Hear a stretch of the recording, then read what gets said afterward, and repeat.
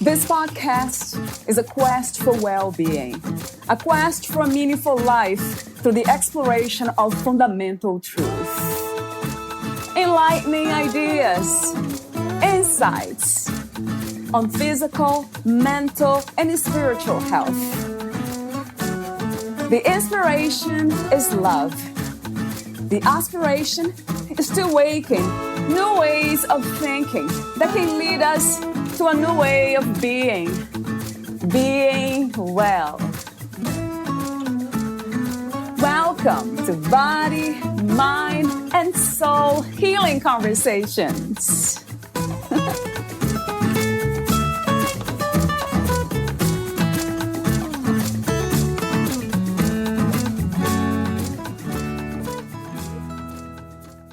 Imagine we had a group of 10 people in a circle, and each of us was going to write down what we think is the most challenging issue in our lives. In other words, we were going to talk about our inner fears, our inner pain. Each of us would have a different story to tell. But though there may be 10 different stories in our circle, at the core, each story is really about one central issue going on inside of us: inner negativity. Stress, anxiety, worry, lack of self-esteem, all of these are caused by things happening in each of our different life situations. And unfortunately, what too many of us fail to realize is that we ourselves are creating this inner negativity. It's not our individual circumstances or stories, but how we react to them in our unconscious mind that creates pain. The practice of presence allows us to see clearly what the real problem is. It is personal, and it is simple to do, because the power of the practice of presence isn't what we do, but what is being done to us when we stop the inner negative dialogue and experience our vibrant inner life, which is accessible to each of us always. That is God's promise to each of us. Be still and know that I am God. Valeria Teles interviews Jim Heaney, the author of Choosing Presence: How to Access God's Peace and Release Fear, Anxiety, and Stress. Jim Heaney has been teaching the practice of presence from a Christian perspective for over 20 years, encouraging people of all ages to incorporate the practice into all areas of their lives: professional, relationships, sports, arts, health, and more, for greater spiritual and physical well-being. He is the founder of Electronic Waveform Labs, manufacturer of the H-Wave device, the premier modality in the drug-free treatment of chronic pain. Jim lives with his wife, Patricia, in Huntington Beach, California.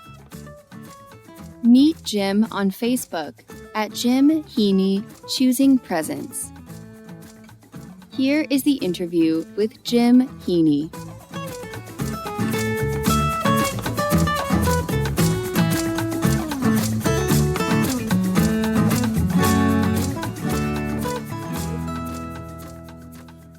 In your own words, who is Jim Heaney? He's a father, a husband, a businessman, and someone who's been on a spiritual journey for about 40 years. That is a very interesting statement that I hear often, spiritual journey.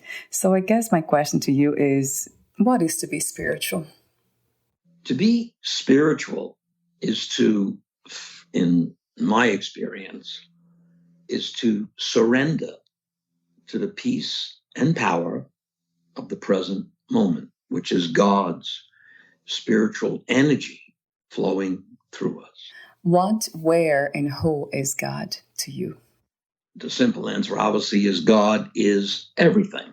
But unfortunately, we are never as a person, the average person is not going to believe that God is everything, that God is all present without having a relationship with stillness.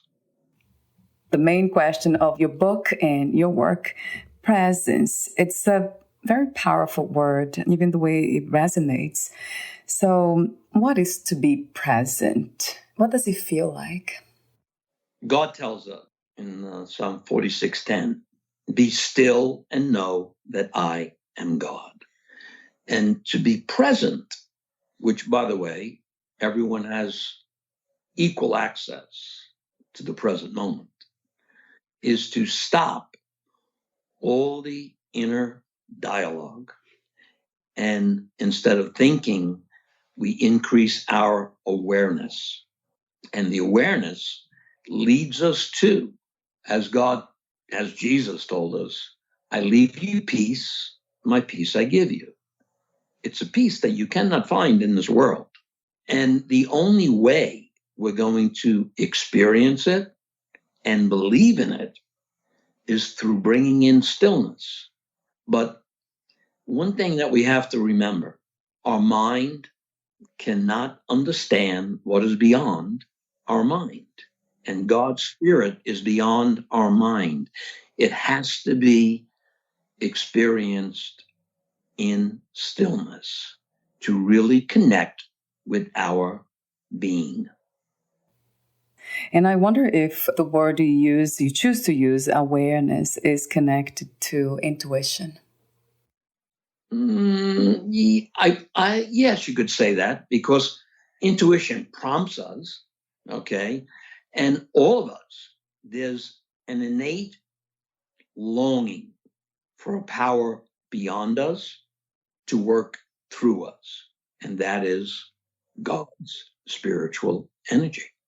So, is it possible, Jim, to be aware and present at all times? It's not a permanent state.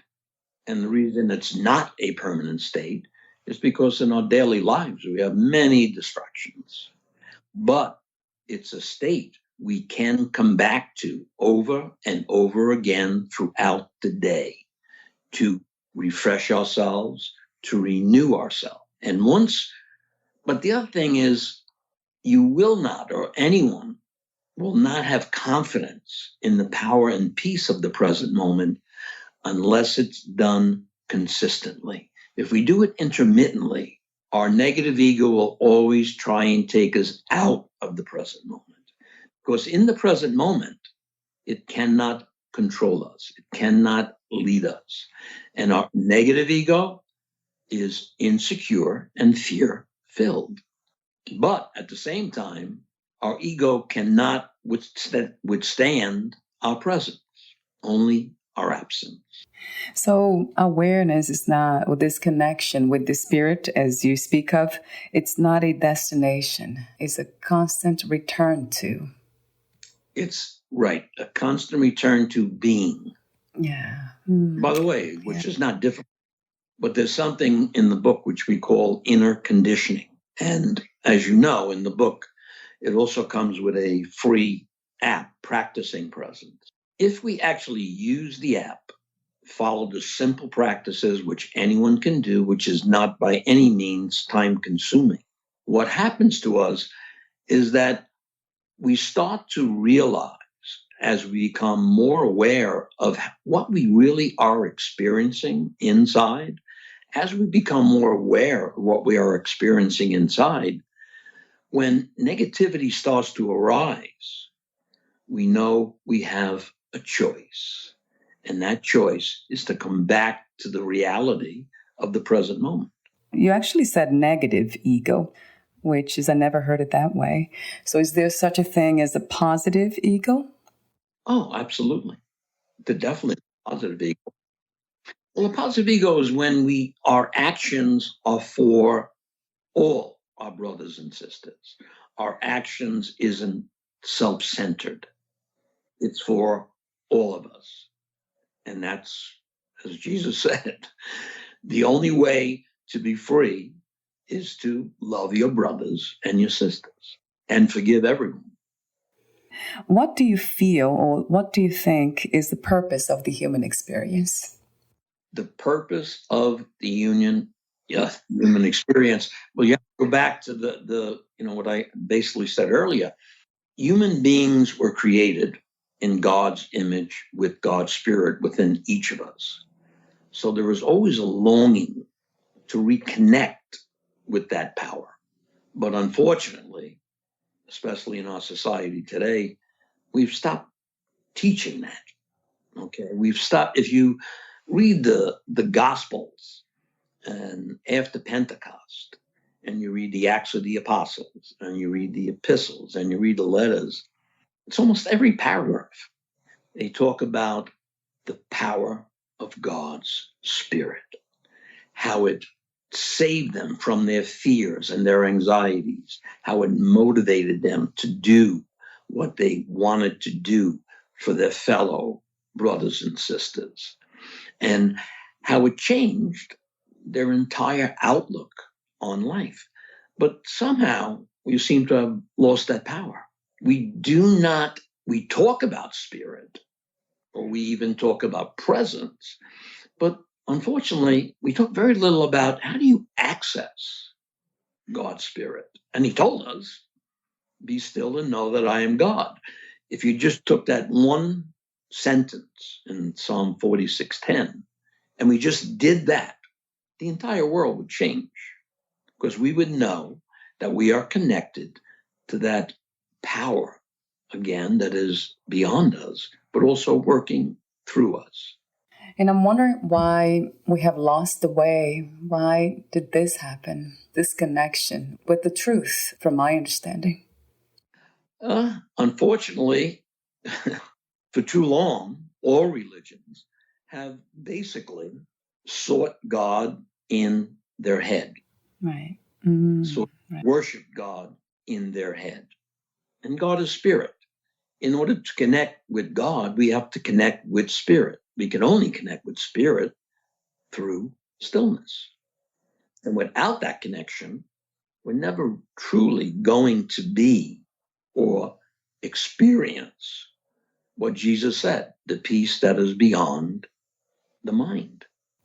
In your book, you speak of, interesting, caught my attention, the idea of stillness not necessarily being quiet in one place and, let's say, meditating or praying. So you speak of stillness and finding stillness in everything, in activities even. Talk to me for a moment about that. How is it possible? Well, to find stillness in our daily activities, we have to at the same time be bringing in stillness through spirit. But spirit, breath is spirit.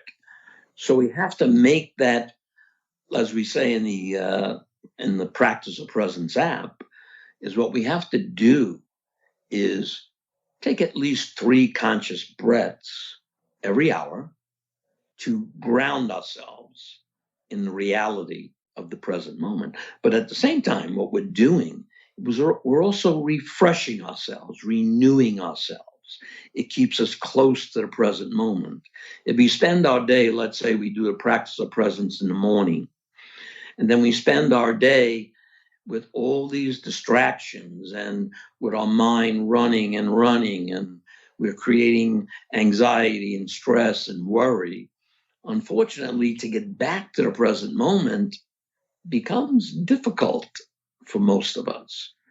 But if we're doing it on a regular basis throughout the day, taking that hourly reminder, and just literally takes 30 or 40 seconds, and just taking 3 conscious breaths, what we do is we feel ourselves being, oh, okay, I know exactly how I should feel. I know exactly what I'm looking for.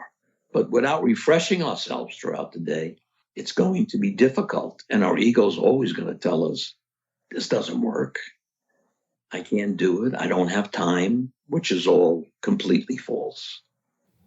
And in your book, you speak of resistance, right? So that resistance is coming from the ego and fear, basically, right, Jim? Yes. Right. Survival mechanism being activated because that has to do with action, always doing something because we're afraid that if we don't do, then we won't survive. Fear is always in the future. It has no foundation because it's created in our head. Anytime we have any sense of fear, if we come into the present moment, guess what? There is no more fear all of a sudden because it has no power over us in the reality of the present moment. What has power over us in that present moment is that sense of calm or peace, or calm that evolves into peace as we bring in stillness. As we bring in stillness, we have confidence in that power that's in the present moment always. Do you connect those two words, being calm and being peaceful? Are they the same to you? They're not the same, but it's as we stop the inner dialogue, of which 80% is negative, as we stop that inner dialogue, we certainly are going to feel calm at some level. But as we go deeper into stillness, we also start experiencing a sense of peace and connectedness. And there's many, many different levels of presence, but every single one of them is far beyond our unconscious mind when we're creating anxiety and stress and worry. This year, with so many challenges that we are going through still, do you have a vision for a new reality? The vision for the new reality is what Jesus told us from the beginning 2,000 years ago. I'll give you an example. Jesus tells us, he's asked, what is the greatest commandment? And he says, you love the Lord thy God with your whole heart, with your whole soul, with your whole mind, with your whole strength. And he says the second is like it. Love your neighbor as you love yourself. But what seems to be missed a lot of times when they say that, and if we hear a minister or a priest, is they miss the next sentence. And the next sentence is, all the laws and the prophets are contained in these two commandments. So he's basically saying this: stop confusing yourself when you read scripture. Stop interpreting it in so many different ways. The core of it is love God, love each other. Then you find the peace that is always present and you have access to through stillness. I'm wondering if loving yourself is also part of that purpose. Nothing works unless it starts with loving yourself. Right. Thomas Burton said this: when you experience that you are supported by God's love, immediately you feel worthy of love. That's very powerful and very true. But we're not going to believe it unless we experience it. And we're not going to experience it unless we actually bring in stillness. See, what happens to most people when they think about, we're going to bring in stillness, we're going to do a morning practice, we're going to take 3 conscious breaths. The thing they think about is, wow, this is like a lot of work. I can't do this. It's absolutely not a lot of work. To take 3 conscious breaths every hour throughout the day or more, depending on how what you're experiencing inside, is effortless after you do it, after you inner condition yourselves over a period of time. But it may take you 3 to 6 months to inner condition yourselves over a period of time. But the very first day you actually practice presence correctly, you're going to say, this was a better day than yesterday. And if we stay true to reality of the peace and power of the present moment, all it does is increase and expand. Like you said in the beginning about the return to being. Yes. And what's so powerful about it, though, is that we absolutely recognize through our own experience that this is a power that we do not have access to when we're living through memory or anticipation. which most of us live through 95% of our day. When we realize it truly is a power, and it's not so much what we're doing, it's what's being done to us when we bring in stillness. What about imagination? Is that somehow separate, a different domain of the mind, or somehow the same? We all have imaginations, but imagination does not take the place of the reality and the freedom that's always in the present moment. Yeah, it feels lighter imagining. It's lighter than thinking, per se. When it has to do with the past or the future, it really feels more like a vision, trying to visualize something that has not happened yet or come to this reality. Yeah, I'll give you an example. If we asked ourselves, anytime we have anxiety or stress or worry or lack of self-esteem, if we said to ourselves, am I present now 100% of the time? The answer would be no. On the other hand, if we asked ourselves when we felt calm, peace, connectedness, or we experienced unconscious love because we gave it to another person or we received it from another person, and we asked ourselves, am I present now? 100% of the time, the answer would be yes.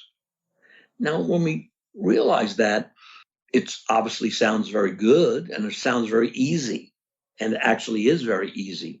But the resistance we put into change, even though we know our life is going to be better, that's what we have to overcome. I mean, you don't only overcome that through the actual experience of practicing presence. You have those three powerful questions. Am I present now? How do I feel inside?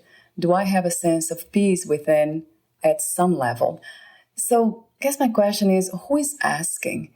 It seems like there are so many ideas of who we are that one asks the question and then it seems like there's someone else answering and someone else is experiencing the reality. Well, that's my impression. Does it make sense to you? Well, I mean, the best way I can answer it is, no, we are, as Jesus was, we are human and spirit. So again, our human side has an innate longing to connect with God's spiritual energy. Our problem is we're not doing what he told us in order to actually connect with God's spiritual energy, and that is to be still. How did you become a presence teacher? Well, I started practicing presence over 20 years ago. And I started teaching it approximately maybe a year or two later, around 20 years ago. But I've also, I've been working in jail ministry for over 20 years. And I started teaching it there. I have home classes, started giving talks on presence through practicing presence, obviously. Right. When was that time that you felt the need to become still and practice? When did you feel that need? Well, initially, when I started practicing presence, that's why I practiced it. I felt the need to bring in stillness. Obviously, it wasn't very obvious to me initially, but once you start practicing it, let's put it this way. A person practicing presence today, say reading the book, Choosing Presence, using the app, it's far, far easier to do that today than for me 22 years ago or so, for the simple reason is that I didn't have those tools. What does it take us to practice or even become interested in practicing presence? Would you say suffering, pain? Well, I'll give you an example. The average person thinks approximately 20 to 60,000 thoughts a day. Now, the problem, that's bad enough. The problem with that is 80% of those thoughts are negative. And 95% of those thoughts are thoughts we had the day before. Right. And So you true. put that into, that's a big obstacle to overcome. Another, worry. 85% of all the worries we have never happen. 85%. Yet they cause almost all of our anxieties, our stress, our worry, our lack of self-esteem, our inner fears. So when you realize we're suffering for 100% of our worries, yet only 85% happen. And of the 85% that does happen, the participants in the study, this was done in Cornell University, of the 15% that actually do happen, the participants said the problems were easier to face than they thought, or was a lesson that they needed to learn. So think about all the unnecessary suffering we are bringing into our life. So when you ask, what does it take to want to practice presence? Who would want to have 60,000 thoughts a day Right. and 80% be negative, and have 100% of worries and only 85%, and 85% of them doesn't even happen? But more than that, the only happiness is good, but it's shallow compared to peace, because happiness comes and goes. Peace is eternal, and each of us has access to peace. I'm going to give you a definition of spirit. The force within a person that is believed to give the body life, energy, and power. Now, I didn't get that from scripture. I got it from a dictionary. Everyone knows spirit is real. Scientists know spirit is real. They just dispute where it comes from.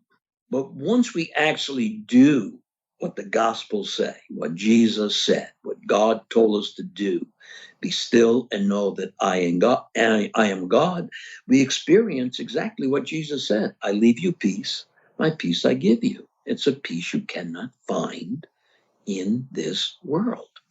And that explains it all. But it's not, see, presence isn't about knowledge. Presence is about doing.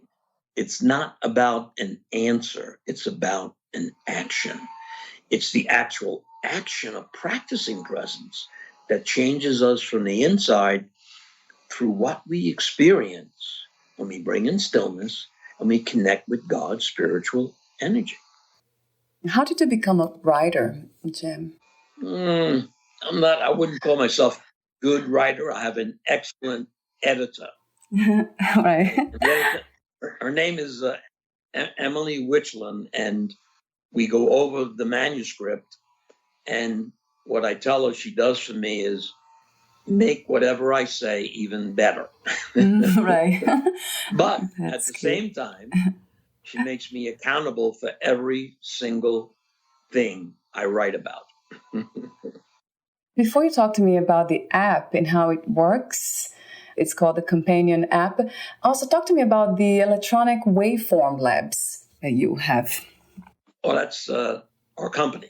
Right. I started the company about 40 years ago, and we do chronic pain patients we treat with a modality called H-Wave, as well as rehabilitation. But we're very well known in the professional sports industry. We have over 100 professional sports teams that use our equipment on their players. We go back all the way to that use our equipment to Michael Jordan and Magic Johnson and Joe Montana, up until Kobe Bryant and Shaquille O'Neal, up until now, whether it's the Yankees or the other professionals, baseball teams and basketball teams, LeBron James and the Lakers. Lakers been using it for a long time, and many other sports teams. It's a very effective unit for chronic pain and rehabilitation. What would you say about athletes and the way they treat the body? Well, is that a different way of loving themselves? No, they have to treat their body in order to perform. In our case, we offer this modality called H-Wave. It's an electronic device, and it's extremely effective. And we're pretty well known as the most effective modality in sports medicine in our field. And with players, I mean, obviously their careers depend on being healthy, but with ourselves individually, even though we have all this exposure to professional sports teams, our main patients are patients who are injured, who are workers who are injured, who are uh, executives who are injured, who have different type of injuries. And pain, well, pain does two things. Pain makes us realize how vulnerable we are. And the other thing it does, it can also sort of stop us in our tracks and make us realize and humble us, actually, and make us realize we need something more than just our, let's say, needs, okay? Whether they be financial or whether they be activities we do. And eventually, I feel that people wake up to the fact that they want to connect with this power that truly is beyond them, and they want that power to work through them, but they don't actually know how to access that power. And that's really the core of why I wrote the book, because quite frankly, when I started 22 years ago, I had no idea of the power and peace of the present moment, because I hadn't really experienced it at a sustained level. But once you experience it on a sustained level, you know there's nothing more true than the power of God's Spirit. Would you say that meditation is another way of learning to be present? And certainly practice of presence is a form of meditation. But the difference is the practice of presence has one intention only. Right. And that intention is to connect with God's spiritual energy. If we asked a number of people, tell me who meditate, and you said, well, tell me why you meditate, and you ask 10 people, you'd probably get 10 different answers, which, by the way, meditation is good. I'm not saying it isn't. But if you focus first on your one-on-one personal relationship with God, that changes everything else. It doesn't really matter what you do, because the outcome doesn't matter, because you've connected with the power that is beyond our minds. Talk to me a bit more about the app. How does it work? Well, the app we made, and by the way, it's free. You can download it on your iPhone or Android phone, whatever smartphone you have.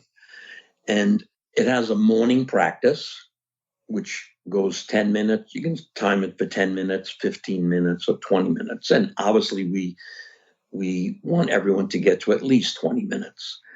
But the thing is that the app makes the practice of presence so easy to do, walks us through it, and it tells us exactly what the foundation of it is, why we're doing it.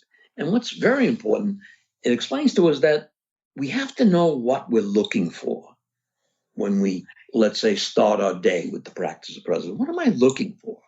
And that's what the practice of presence does for us. As it changes us slowly from the inside, we know, and we do the hourly intention, the 3 breaths, and we get a reminder for that. We know that when we do that, our life is better by far. And it comes from the power and peace of the present moment. And it also gives us 3 questions to ask ourselves every day. And when we ask ourselves those 3 questions, it sort of brings us inside, and we have to answer them honestly. And once we answer those 3 questions, it sort of helps us to gauge our spiritual progress. And the questions are simple. The first question is, as we take a conscious breath in, am I present now? As you let the breath out. And this next in breath is, am I present now? How do I feel inside at this moment? That is the second question. And we out breath. And the third question is, first again, am I present now? How do I feel inside? And the third question is, do I have a sense of peace at some level? And when we ask those questions and we take conscious breaths at the same time, we now are focused inside of how we truly feel. And what happens as we do it every day, it's very rarely that we get to that third question and the answer is always yes, almost. And if it isn't, we just continue to take those conscious breaths. See, what happens to us too often, we try and think our way into presence. Okay, let's say we're going to have happy thoughts. Okay, but that doesn't last because it really isn't. It simply doesn't last. But we can't think our way into presence, but we can and do think our way into inner negativity and anxiety and worry, which all diminish our self-esteem. And once we realize that we have a choice, when we actually do practice presence, it makes a huge difference in our inner well-being. So we're almost at the end. I have a few more questions for you, but before I ask them, would you like to add anything or read a passage in your book? I could read a passage if you'd like. Yeah, sure. Something in the book I think is meaningful to all of us. And this is from the book, obviously. All we have to do is recognize God as being intimately present within us. Brother Lawrence's 17th century spiritual classic, The Practice of the Presence of God, showed how cultivating presence can be the salve to stress, anxiety, worry, and fear, all of which continue to plague us today. Now, in this contemporary complement to Brother Lawrence's work, author Jim Heaney explains in clear, accessible language why presence is essential to connecting to and sustaining a vibrant inner life. And I think that pretty much explains the book. Like you said earlier, you said many times, it's a kind of peace that we cannot find out there. I'll give you an example. Let's say later on today or tomorrow, and when you greet someone, normally you'll greet someone and say, "Hello, Mary, how are you doing? Hello, John, how are you doing?" And do that. And then ask the person this here, how do you feel inside? Watch their reaction. And when you say that to them, I guarantee you, they won't give the normal reaction. Oh, I feel fine. I feel good. Everything's going okay. When you ask someone, how do you feel inside? Guess what? The concentration goes in. That's why we ask those three questions. And there's other questions we also ask in the book. And the one, I think the most important thing that can happen to each of us is this. If we ask ourselves this year, if I am present now, do I know why? And we take a conscious breath as we're asking that. Second question is, if I am not at peace, do I know why? And the third question, if I am not at peace, do I know how to come back to peace? If we could answer, any person who could answer those three questions through their own experience has allowed God to change them from the inside through his spiritual energy. Because we're free. If we could answer those three questions, what in this world could control us or bring fear or anxiety into our life if we know how to come back to God's peace? But you have to ask someone tomorrow or today. Yeah, I will. How do you feel inside? Just watch the reaction. Yeah, I will. Definitely will. My husband's the first one. Yes. I'll definitely will ask that way. A lot of times I use feel, but I think your question is more direct. Yeah, it's a lot more direct. Well, I'll tell you a story about the app. Naturally, the reason I made the app was I wanted to make the practice of presence easier for someone to do. because most people resist doing a practice, period, no matter what it is. So what I did was, my wife, who's been intermittently practicing presence with me for, again, 20 years, I asked her to use the app with me and practice in the morning. And normally, over these 20 years, she'd do it for a week and then stop for a few days, or do it for 2 weeks, stop for 3 weeks. When we first started using the app, I guess around approximately a year ago, she has not missed the practice of presence one day. Every day when I practice presence, she has not missed a day. So when that happened, I knew it definitely benefited people who had resistance to practicing presence. If you knew you would die soon, meaning losing the body, would you make any change in your life or do anything in a different way? Actually, I can't think of anything I would do different. Look, I'll give you an example. Me and my wife do a lot of traveling because I'm semi-retired. Okay. And we were this year supposed to be on at least 4 trips, right? 2 to Europe, 2 to New York, different trips. And we didn't miss anything by being, let's say, isolated to some degree. And the reason is because, see, it doesn't matter what you're doing. As long as you're present, nothing can replace the reality of the peace and power of the present moment. So it's not where you are. It's what your inner well-being is. Are you experiencing what God told us we were going to experience? His peace, his presence, and that intimate relationship with him. My last question is, what are 3 things about life you know for sure as of now? Number 1, life is hard.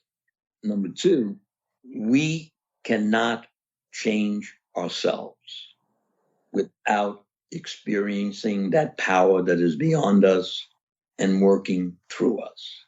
It doesn't work. And I guess the third is, you have to accept everything, because what we do not accept has power over us. And what we do accept in non-resistance no longer has power over us. Thank you so much for your loving wisdom. I have to say again, I love your openness. I love the way you're trying to make this reality a better one because your heart is open. I love your mission, your message, everything. Thank you so much again, Jim. Oh, my pleasure, and thank you. Yeah, I have one more question for you, a technical one. Where can we find more information about you, your books, products, apps, services, and future projects? Okay, well, one, I have a Facebook page. It's called Jim Heaney, Choosing Presence. And I have talks I've given on there, as well as interviews, written interviews. And the app, you can, and by the way, the book you can get on Amazon. And the app, again, at the App Store. And I'm also coming up with a study guide for groups that want to actually practice presence. And the study guide walks you through it. So it makes it a very, let's say, a user-friendly guide to practicing presence. And all you have to do is follow the information that we give you. Thank you so much again, Jim, and we'll talk soon. Okay, thank you again. I appreciate it. Bye for now. Bye.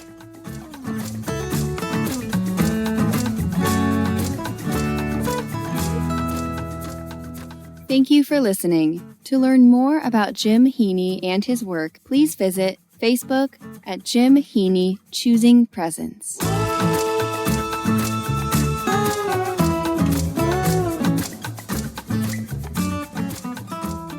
To learn more about this podcast, please visit fitforjoy.org/podcast. Thank you again for listening, and bye for now.